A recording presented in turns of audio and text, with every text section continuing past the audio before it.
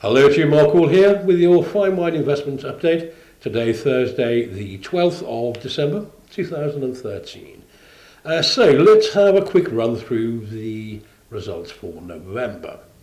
Now, as we mentioned last week, all the indices were in fact down in November, so we won't dwell on that, other than to confirm that the indices fell to their lowest point in 2013 last month. Now, Bordeaux's share of the market, well, that actually reached a 4-month high in November.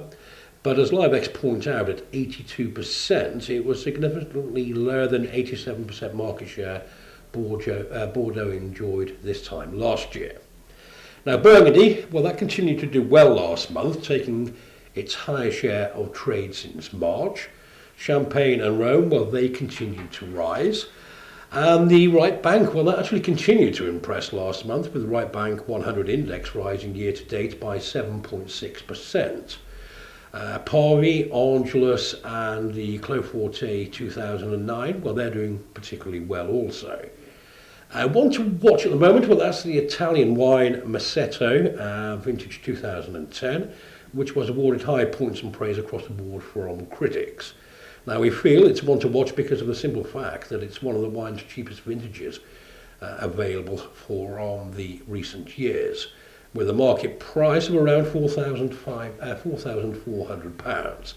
Now, the wine is doing very well on the exchange, taking 45% of the Italian trade by value in November.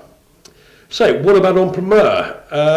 Well, LiveX released an article this week which analyses whether or not buying on Primeur over the last few years would have paid off.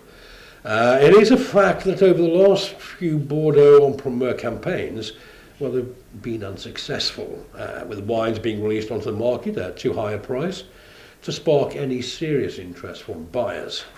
In fact, the article points out that returns for investors buying on Primeur have been weak since 2005. Clearly, if the 2013 vintage, which actually promises to be a bit of a poor one, has any chance of getting off the ground, then release prices will have to be bargain basement. So with the Christmas break approaching, the market is down on the same period last year, with prices of the top Bordeaux still trying to find a level that will interest purchasers. And on that note, if you have wine to sell, or you would like to achieve the true market value while paying the lowest fees in the industry, well, just getting in contact with us. Our details are on the screen. So, that's it for this week, and I'll see you next Thursday.